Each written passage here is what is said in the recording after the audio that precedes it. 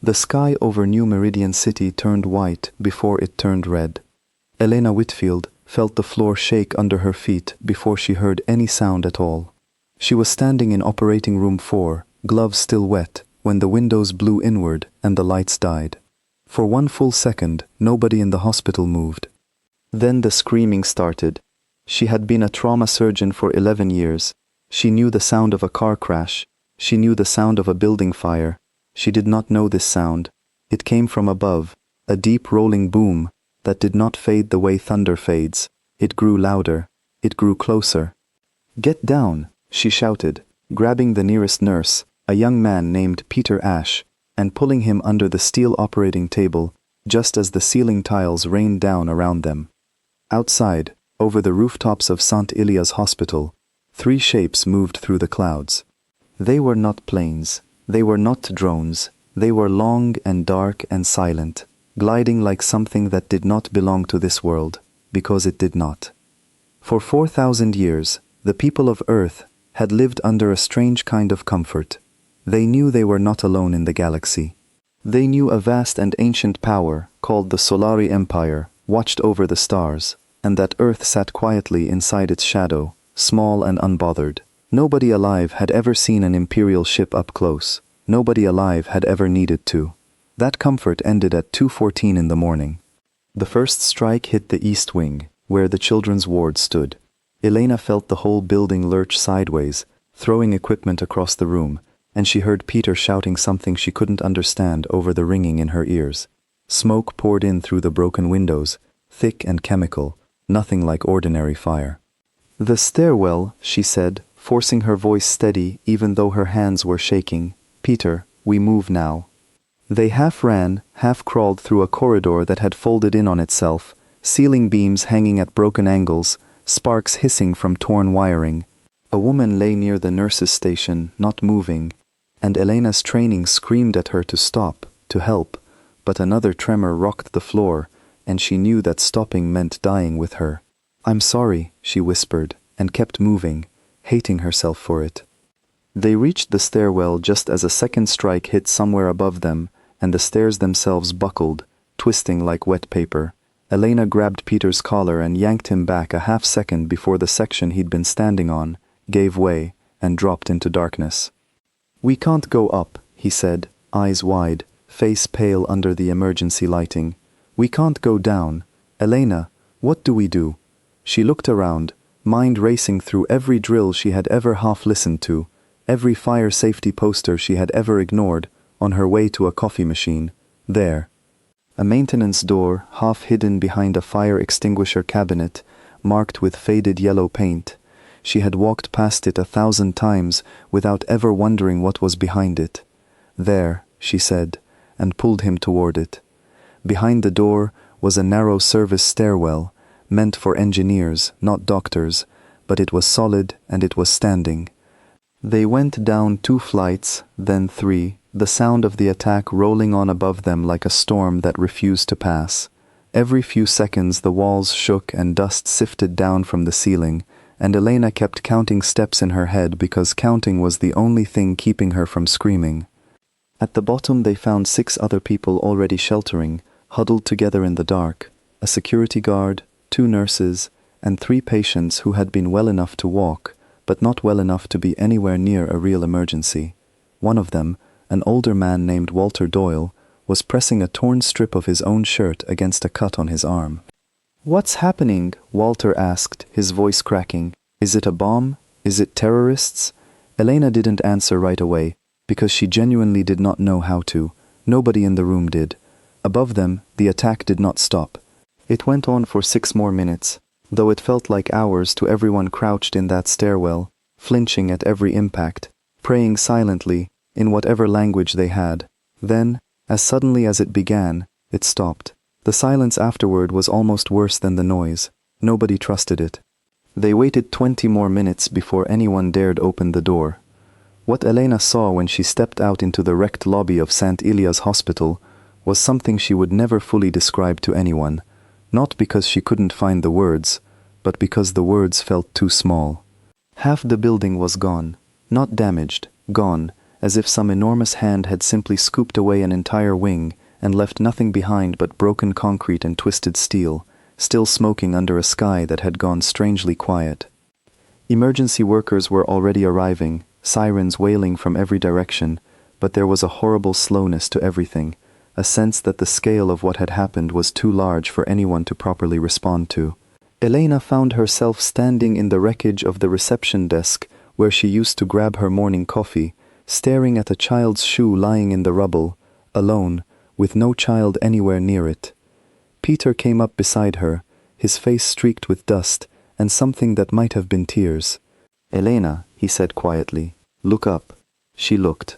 Above the smoke, faint and receding into the dark morning sky, 3 long shapes moved away from the city, unhurried, as if they had all the time in the world, as if nothing that had just happened mattered to them at all.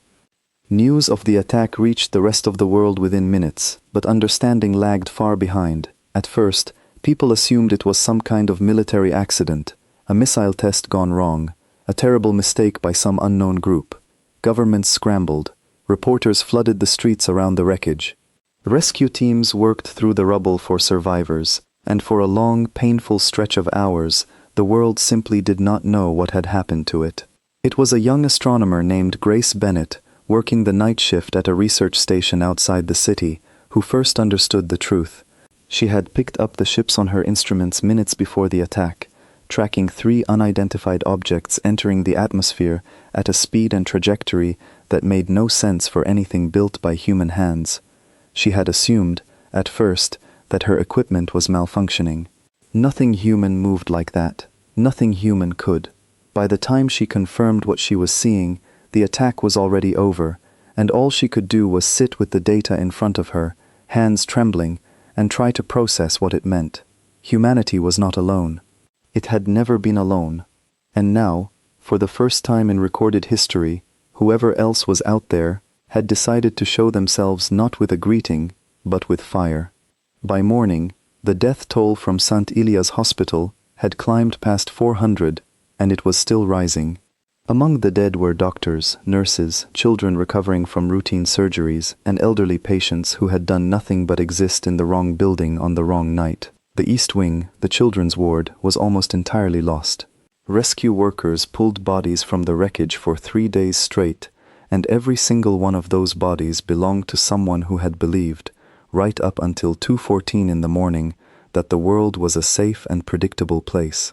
Elena spent those 3 days doing the only thing she knew how to do. She worked. She treated survivors in a hastily assembled field hospital set up in a nearby stadium, stitching wounds, setting bones, holding the hands of people who had lost everyone they loved in a single, senseless instant. She did not sleep. She barely ate. Every time she closed her eyes, she saw the child's shoe lying alone in the rubble, and she made herself keep working instead of thinking about it. It was on the 3rd day, exhausted beyond anything she had ever felt, that a government official found her changing bandages in a corner of the stadium and asked, gently but urgently, if she would be willing to speak publicly about what she had witnessed. The world needed to hear from someone who had been there, someone who could describe, plainly and honestly, what this attack had actually cost. Elena almost said no. She was not a public speaker. She was not a symbol. She was a surgeon who wanted, more than anything, to go home and sleep for a week. But she thought of Walter Doyle, and the nurses who hadn't made it out of the East Wing, and the small shoe with no child attached to it, and she found herself nodding before she had fully decided to. "I'll do it," she said. "Someone has to tell them what really happened here." She had no idea, standing in that ruined stadium with blood still under her fingernails, that her words would soon be heard not just across her own country, but across an entire planet that was only just beginning to understand how small and how exposed it truly was. She had no idea that somewhere far above the clouds, the beings responsible for the attack on St. Ilia's hospital were already filing their findings, treating 400 human lives as nothing more than a line of data in an experiment. She only knew that something enormous had been broken that night, something far larger than a single building, and that nothing on Earth was ever going to feel quite as safe again. 7 days after the attack on St. Ilia's hospital, Elena Whitfield stood in front of a camera for the first time in her life and told the truth as plainly as she could. She did not cry. She had promised herself she wouldn't, not because she didn't feel like crying, but because she knew the moment she started, she might not stop. Instead, she described the sound the ceiling made when it came down. She described Peter Ash pulling a stranger's hand out from under broken concrete. She described the child's shoe. By the time she finished speaking, the studio was silent, and somewhere across the world, 100 million people sat in front of their screens, with the same cold feeling settling into their chests. The world had spent 3 days grieving. Now it wanted answers. Those answers came slowly, and when they finally arrived, they were worse than anyone had imagined. The investigation was led by a joint task force, hastily assembled from a dozen nations, all of them suddenly aware that their old rivalries meant very little in the face of something that could level a hospital from orbit without warning. At the center of that task force sat a woman named Naomi Fraser, a former intelligence analyst with a reputation for being difficult to lie to. It was Naomi who first made contact, through channels nobody fully understood, with a representative of the Solari Empire. The meeting took place in a plain white room with no windows, arranged at the Empire's insistence, 3 weeks after the attack. Naomi walked in expecting an apology, or at the very least an explanation. What she got instead was something closer to a shrug. The Imperial representative, a tall figure named Sir Kael Doran, who spoke in careful, unhurried English, informed her that the strike on St. Ilia's hospital had indeed been ordered by Imperial High Command. It had not been a mistake. It had not been the act of a rogue commander. It had been, in his words, a controlled field test of a new weapons system, and Earth had been selected as a suitable testing ground because humanity was, in the Empire's official classification, a low-priority species under passive observation. Naomi asked him to repeat that last part, certain she had misheard. He did not repeat it gently. 412 human deaths, he explained, fell well within the Empire's accepted range for field testing on observed but unaligned worlds. The data collected, he added, had already proven useful. He seemed genuinely confused by her reaction, as though she were upset over the loss of livestock rather than people. You tested a weapon, Naomi said slowly, on a hospital, full of patients, full of children. The location was chosen for its structural density, Sir Kael replied. It provided clean readings. Naomi left that meeting and did not speak for almost an hour afterward. When she finally did, it was to recommend, in the strongest possible terms, that every human government stop treating this as an isolated tragedy and start treating it as the opening act of something much larger.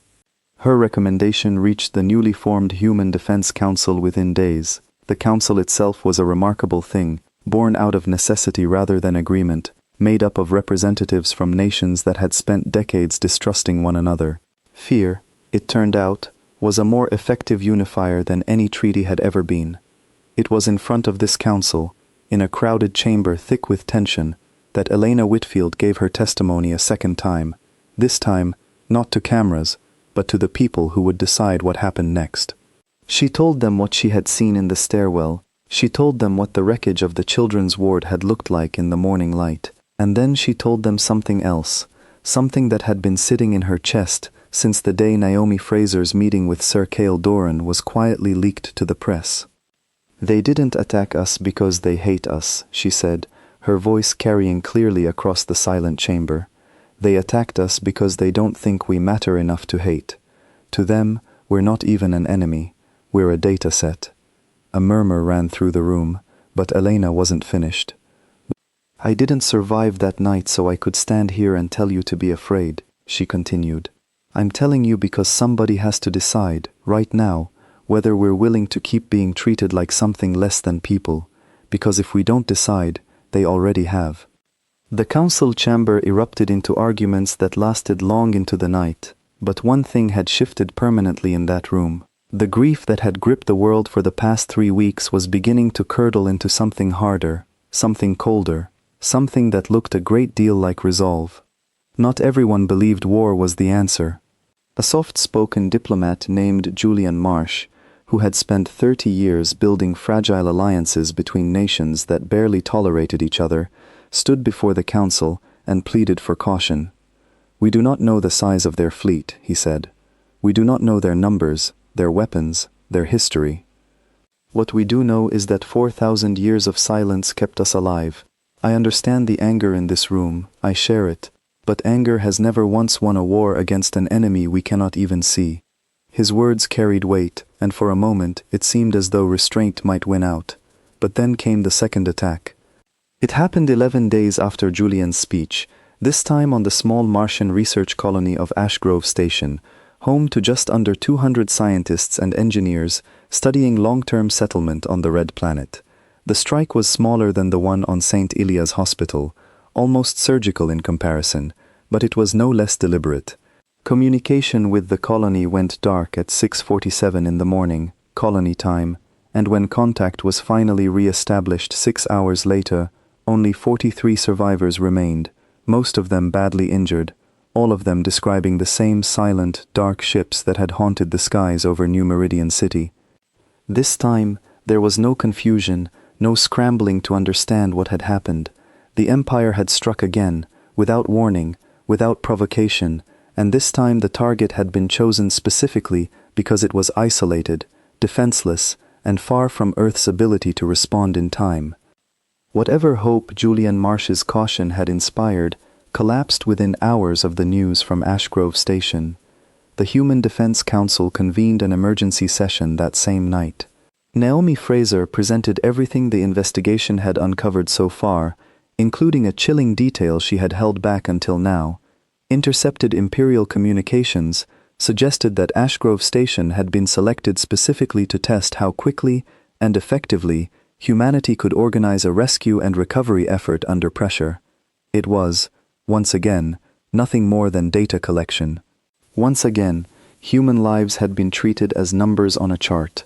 It was General Daniel Cross, a man with a reputation for bluntness that had made him unpopular in peacetime, but suddenly very useful in this new and frightening reality, who stood before the council and laid out the argument that would ultimately shape everything that followed.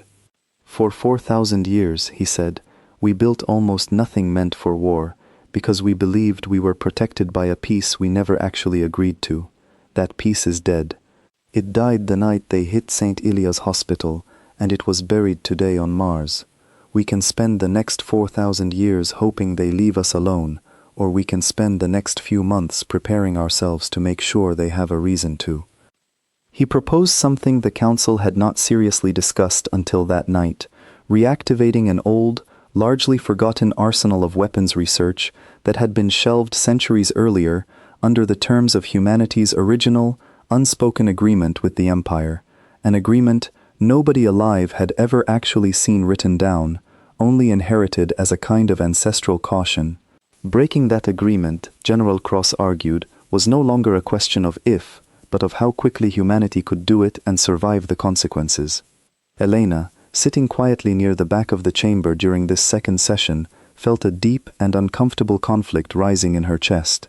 She had spent her entire career trying to save lives, not end them. The idea of humanity arming itself for war filled her with a dread that was almost as sharp as the grief she still carried from the hospital. And yet, when she thought of the child's shoe lying alone in the rubble, when she thought of the 43 survivors on Ashgrove Station describing the same silent ships, she found she could not bring herself to argue against General Cross either. It was Naomi Fraser who finally asked the question that ended the debate for the night. She turned to the assembled representatives and asked simply, "If we do nothing, and they strike a third time, what will we tell the people who die that we were doing instead?"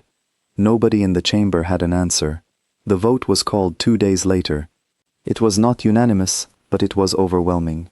For the first time in 4,000 years, humanity formally chose to abandon the fragile, one-sided peace it had lived under since before written history began, and to prepare, however impossibly, for a war against a power it barely understood. Elena left the council chamber that night and walked for hours through streets still scarred by the attack, past the flowers and candles left outside the ruins of St. Ilia's Hospital, past strangers who nodded to her now with a strange, quiet respect she had never asked for and did not fully want.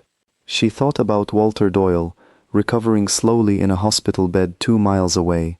She thought about Peter Ash, who had gone back to work within a week because he said the wards needed him and he couldn't stand sitting still. She thought about the shape of the ships in the sky and the calm, untroubled voice of Sir Cale Doran, describing 400 deaths as clean readings. By the time she reached her apartment, she had made a decision of her own, one she hadn't fully realized she was making until the words were already forming in her mind. She was not a soldier, she never would be, but if humanity was going to walk into whatever came next, she intended to be there for the people who came out of it wounded, just as she had been there in the stairwell of a collapsing hospital on the worst night of her life. Somewhere far above the clouds, in the cold and distant reaches of Imperial territory, the strike on Ashgrove Station was already being logged as another successful field test, its results filed away alongside the data from St. Elia's Hospital. Nobody in the Empire's high command had any reason to believe that the small, quiet species they had just tested weapons on was capable of anything more than grief. They were about to learn otherwise. The old facility sat under the Nevada desert, forgotten by almost everyone except the small group of engineers who had quietly maintained it for decades without ever fully understanding why. General Daniel Cross walked its concrete corridors for the first time in 15 years, flanked by 2 aides and a very nervous facility director named Oliver Pratt, who had spent the last 2 weeks preparing for a visit he never thought would actually happen. Everything down here, Oliver explained, his voice echoing slightly off the bare walls, was mothballed under the old treaty protocols. We kept it maintained because the funding was never officially cancelled, just quietly reduced. Most of my staff assumed it was a formality, a museum basically. Not anymore, Daniel said. Behind a set of glass doors that hadn't been opened in a generation, the facility revealed what it had been hiding: rows of half-finished orbital defense platforms, experimental propulsion systems, and weapons designs that had been abandoned centuries earlier, back when humanity's unspoken agreement with the Empire made such things feel not just unnecessary, but dangerously provocative. Nobody had wanted to be the nation that broke the silence first. Now silence was no longer an option. Daniel put together a team faster than anyone thought possible, pulling engineers, physicists, and former test pilots from a dozen countries that had never before cooperated so directly. Among them was a brilliant but famously stubborn propulsion engineer named Priya Kapoor, who had spent the past decade designing theoretical drive systems nobody had ever funded, convinced they would remain theoretical forever. She arrived at the Nevada facility expecting bureaucracy and left her first meeting in stunned silence, holding blueprints for an engine core she had once been told was impossible to build with current materials. "These aren't just old," she told Daniel afterward. "These are advanced. Somebody centuries ago knew things we forgot we ever learned. It's like finding a locked room full of answers to questions we stopped asking." Elena Whitfield, meanwhile, found herself in a very different kind of preparation.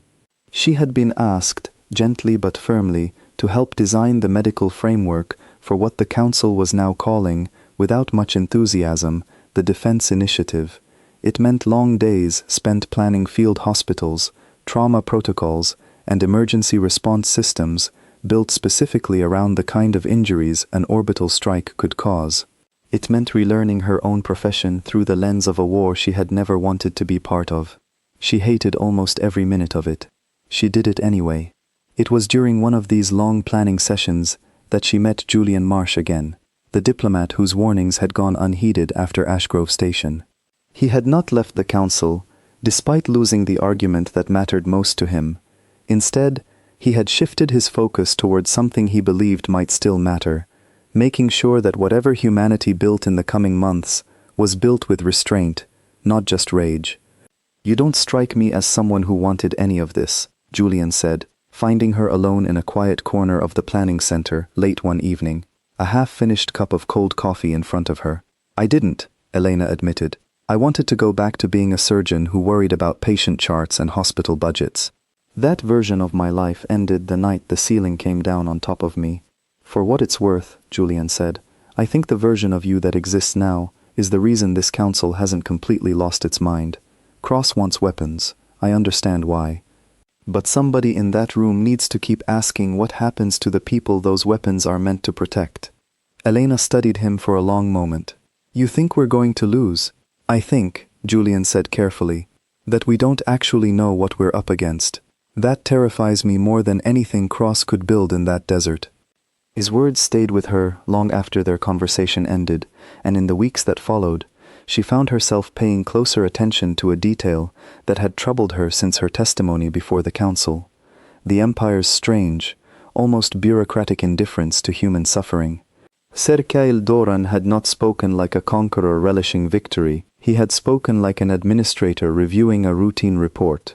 That kind of coldness, Elena suspected, was far more dangerous than open hatred would have been.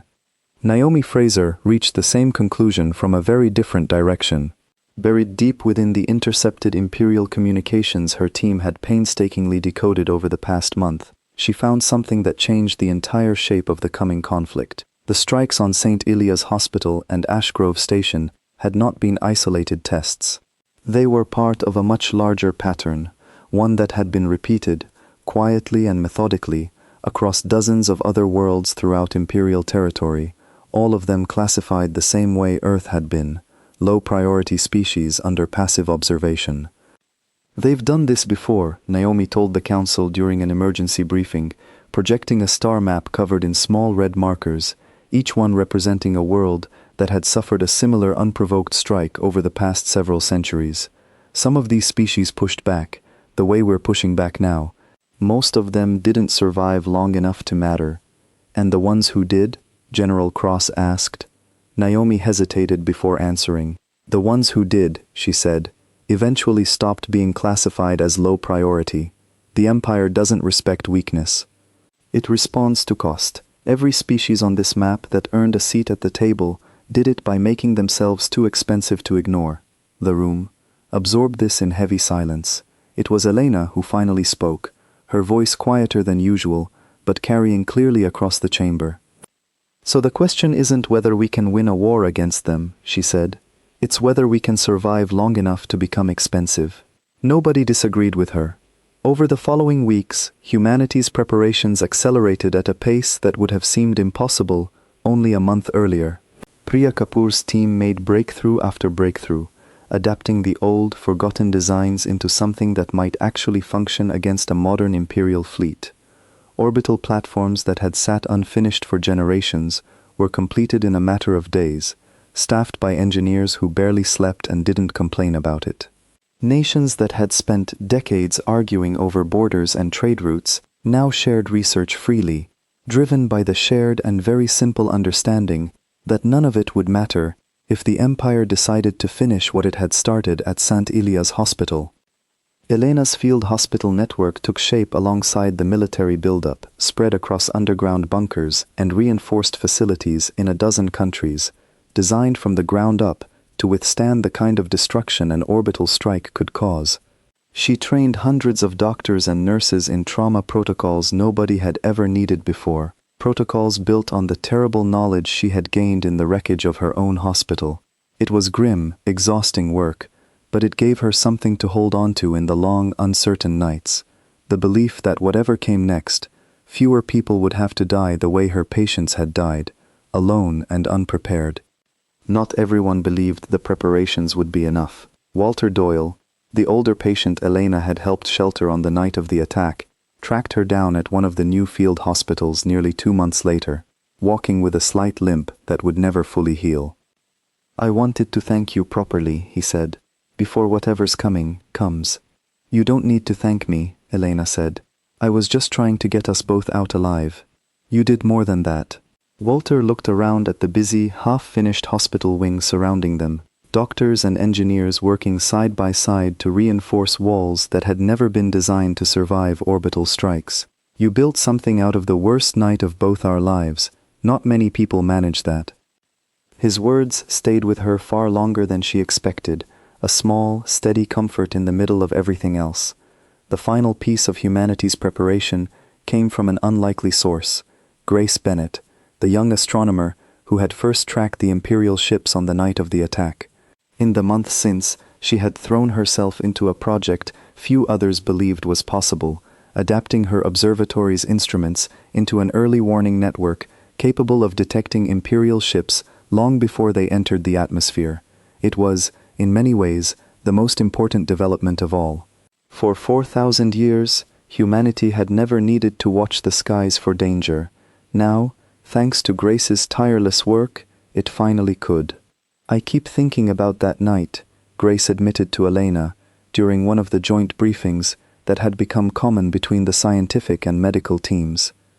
"I had the data right in front of me, and I didn't understand what I was looking at until it was already too late to matter. I promised myself that would never happen again." "It won't," Elena said.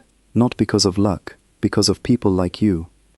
By the time the Human Defense Council held its final planning session before what everyone now understood was coming, humanity had assembled something it had never possessed before in all its long history: a coordinated, planet-wide defense built not out of ambition, but out of necessity.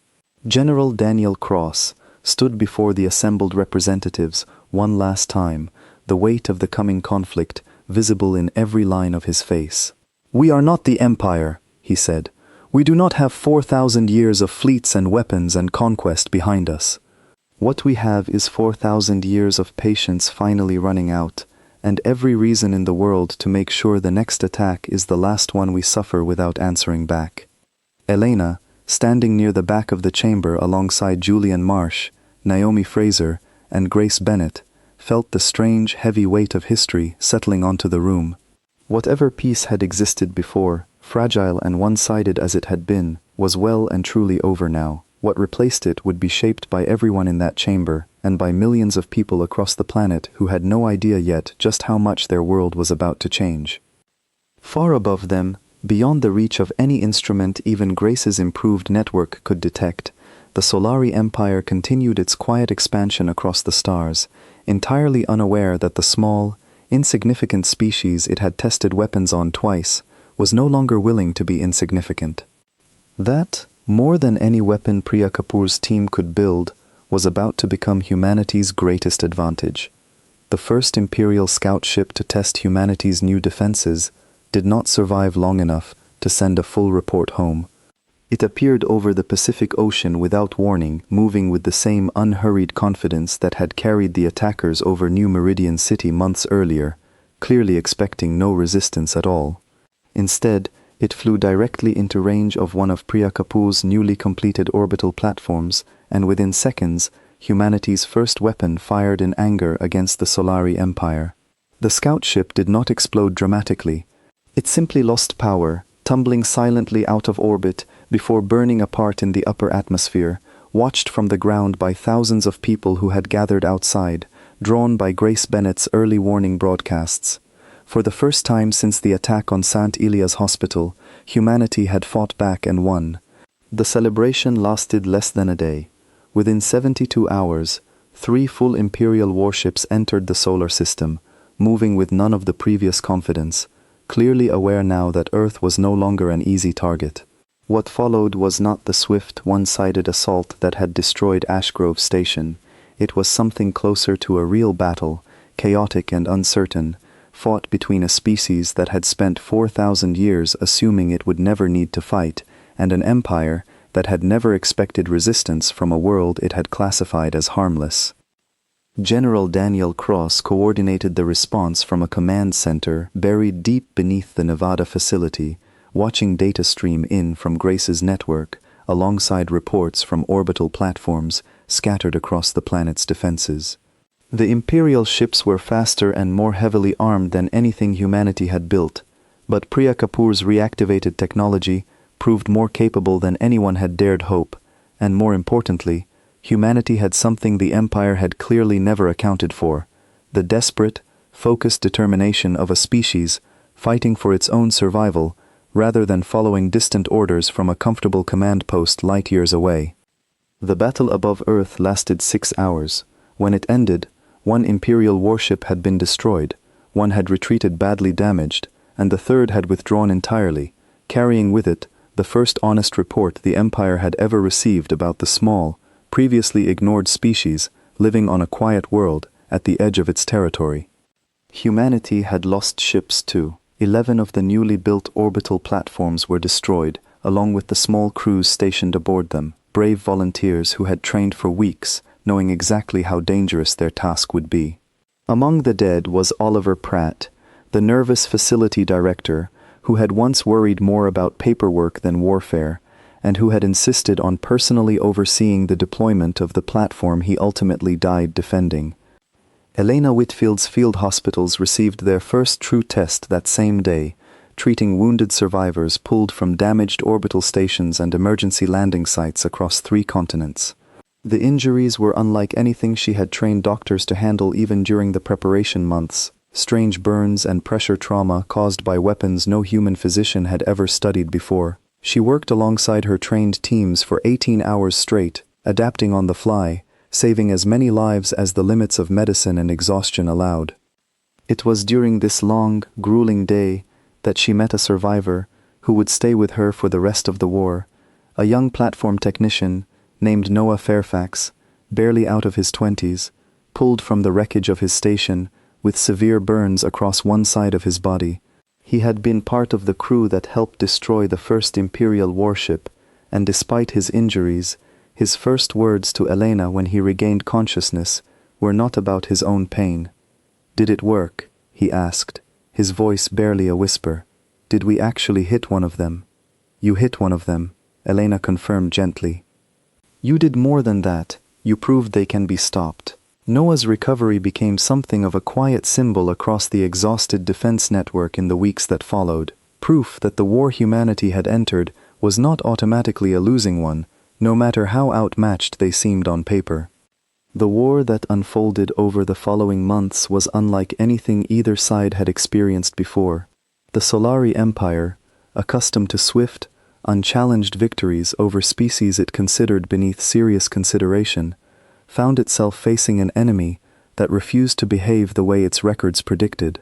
Human forces, lacking the raw firepower of Imperial fleets, adapted instead through unpredictability, striking Imperial supply lines with small, fast vessels designed by Priya Kapoor's team specifically to exploit weaknesses in Imperial defensive patterns that had clearly never been tested against an opponent willing to take genuine risks.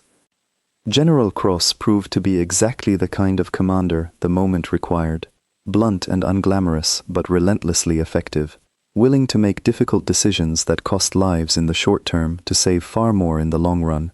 His reputation among the surviving crews shifted from unpopular hardliner to something closer to trusted leader, not because he became gentler, but because his harshest decisions kept proving, again and again, to be the right ones. Naomi Fraser's intelligence work became equally crucial as the war progressed. Continued analysis of intercepted Imperial communications revealed something the Council found both alarming and strangely encouraging. Humanity's resistance was not going unnoticed within the wider empire. Other subject worlds, species that had lived for centuries under the same passive, disregarded classification Earth had once held, were beginning to take quiet notice of humanity's defiance. Some began testing their own resistance against Imperial authority for the first time in generations, encouraged by evidence that an outmatched species could still make an empire bleed. "They're not just watching us fight," Naomi explained to the Council during one tense briefing. "They're starting to wonder if they could fight too." This shifting reality did not go unnoticed within Imperial High Command either. Serkail Doran, the same representative who had once described 400 human deaths as clean readings, found himself summoned before increasingly frustrated superiors, forced to explain how a species his own reports had classified as harmless had managed to destroy Imperial warships and inspire unrest across multiple sectors of Imperial territory. Elena learned of this shift not through official channels but through Julian Marsh, whose diplomatic contacts had slowly expanded into something resembling a fragile, unofficial back channel with more moderate factions within the Empire itself. Factions increasingly uncomfortable with how the conflict with Earth had begun, and even more uncomfortable with how it continued to unfold. There are voices within their own command structure questioning this war, Julian told her one evening, both of them exhausted after another long day spent between the medical wards and the planning chamber. Not out of sympathy for us, out of concern for what it's costing them and what it might inspire elsewhere. So Naomi was right, Elena said. We're not winning by being stronger, we're winning by being expensive. We're winning, Julian corrected gently, by refusing to stop being a problem. The turning point of the war came nearly 7 months after the first battle above Earth, when a coordinated human strike, planned jointly by General Cross and Priya Kapoor's engineering teams, successfully disabled an Imperial supply convoy responsible for resupplying the majority of Imperial forces operating near the solar system. The strike was risky, costly, and nearly failed twice during execution, but its success created a supply crisis that rippled outward through Imperial forces far beyond Earth's own small corner of the galaxy. For the first time since the attack on Santilia's hospital, the Solari Empire found itself forced to seriously consider the cost of continuing a war against a world it had once dismissed as insignificant, weighed against the increasing unrest spreading among its other subject species, unrest that Earth's stubborn resistance had helped ignite. Elena, exhausted but unbroken after months spent treating the wounded from both sides of an increasingly strange and uncertain conflict, found herself standing once again before the Human Defense Council, delivering an update on the state of humanity's medical readiness. The chamber looked different now than it had on the night of her first testimony, worn down by months of war, but steadier too, filled with people who had learned, slowly and painfully, exactly what they were capable of. "We are not the same species we were a year ago," she told the assembled council. "We buried our dead. We built things we never thought we'd need. We learned to fight for a peace we never chose to break. Whatever happens next, I think we've already proven something important. We were never as small as they thought we were."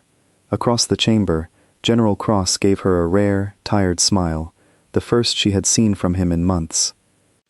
Far above Earth, within the increasingly strained command structures of the Solari Empire, a new kind of conversation was beginning, one that had nothing to do with weapons tests or field data, and everything to do with the uncomfortable, unavoidable question of what to do with a species that had refused, against every expectation, to simply disappear.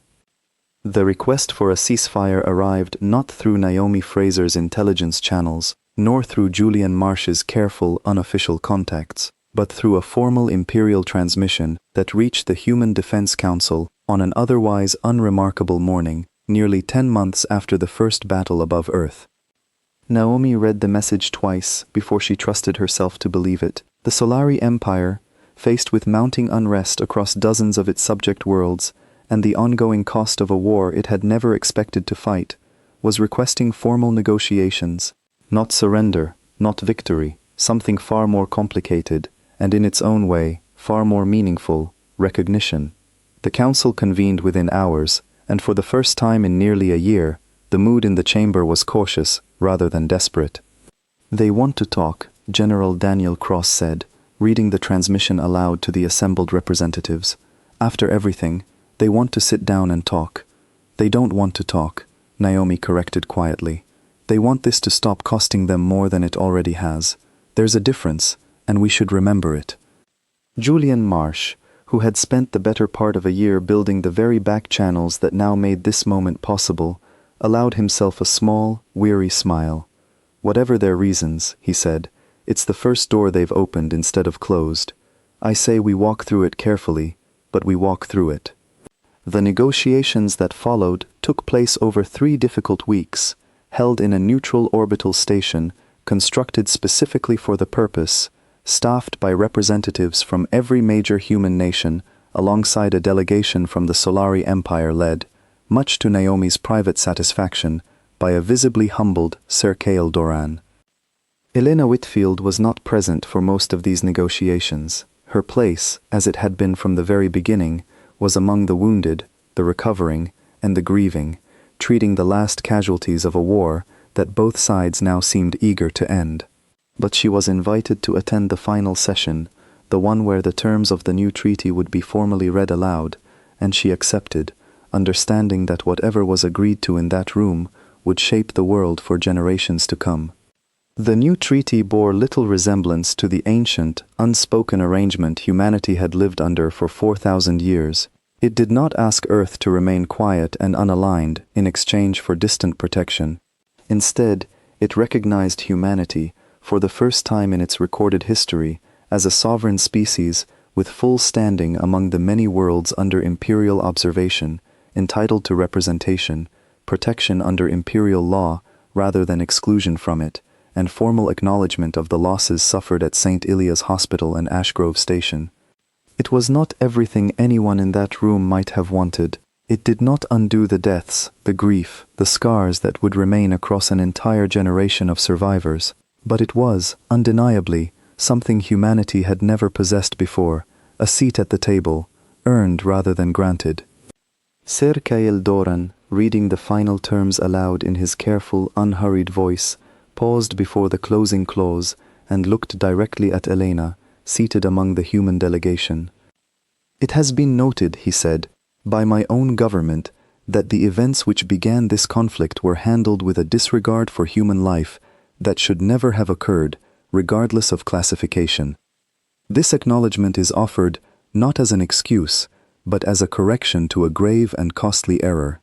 It was not an apology in the way Elena might once have imagined one, back in the wreckage of her hospital, wishing desperately for someone, anyone, to simply say they were sorry. But it was something, and after everything the past year had cost, she found she no longer needed the perfect words. She needed only to know that St. Ilia's Hospital would never again be treated as a footnote in someone else's data. When the ceremony to formally sign the new treaty was held, weeks later, in a quiet, reconstructed square near the site of the old hospital, the Human Defense Council asked Elena to speak. She had expected, given everything that had happened, to feel something like triumph standing at that podium. Instead, what she felt was a quiet, aching gratitude, mixed with grief that had never fully faded and likely never would. "I am not here to call this a victory," she told the crowd gathered before her, thousands of people standing in the shadow of a rebuilt hospital wing that still bore small, deliberate scars left unrepaired as a memorial. "A victory would mean we gained something we didn't have before, at a cost we could accept. What we have instead is survival, bought at a price none of us would have chosen, paid by people who never got the chance to see this day." She looked toward a small plaque near the podium, engraved with the names of everyone lost in the attack that had started it all, including nurses she had worked alongside for years, and children whose families had trusted a hospital to keep them safe.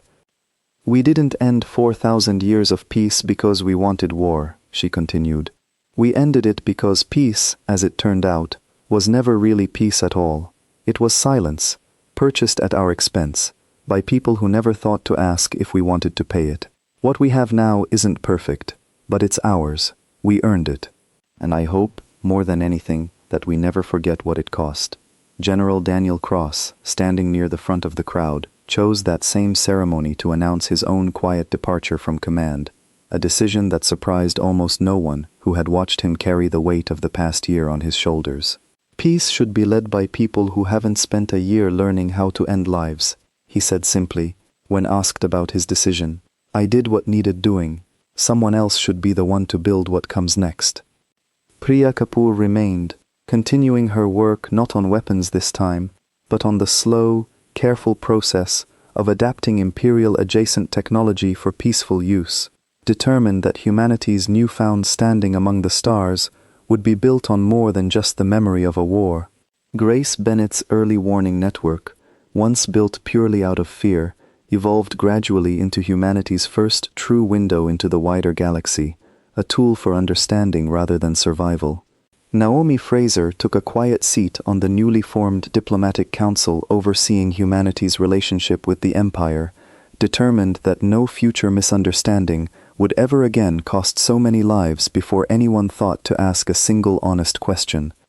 Noah Fairfax, the young technician Elena had treated after the very first battle above Earth, recovered fully enough to return to orbital service, though this time as part of a crew tasked not with fighting, but with helping establish humanity's first official presence among the wider community of worlds recognized under the new treaty. He visited Elena occasionally at the hospital, now fully rebuilt, always bringing with him some small piece of news from beyond the solar system, delivered with the same quiet wonder of a man who still couldn't quite believe how far his world had come since the night he nearly didn't survive. Elena herself returned, in time, to something resembling the life she had lived before the attack, though she understood now that the word before no longer meant quite what it used to. She still worked long hours. She still lost patience some nights and celebrated small victories on others, but she also found herself, more often than she expected, standing outside the hospital in the quiet hours before dawn, looking up at a sky that no longer felt distant or unknowable, but simply, cautiously, open. Walter Doyle visited her from time to time as well, older now, walking a little slower, but always carrying the same quiet gratitude he had offered her on the worst night of both their lives. "You built something out of all this," he told her once, echoing words he had said to her long ago in a half-finished field hospital. "I still don't think you understand how rare that is." Elena never fully agreed with him, not because she doubted the truth of what humanity had built, but because she understood, better than most, exactly what that truth had cost. 4,000 years of peace had ended in fire and grief, in a hospital corridor collapsing around two frightened people who never asked to become symbols of anything. What rose in its place was not perfect, not painless, and not without its own uncertain future. But it was real, it was earned, and for a species that had spent 4,000 years believing itself safe, simply because nobody had ever bothered to test that belief, it was, in its own hard-won way, something far more valuable than the silence they had lost. Humanity had entered the wider galaxy, not as a quiet, forgotten world drifting beneath someone else's shadow, but as something new and unmistakably its own, cautious, scarred, and finally, undeniably, seen.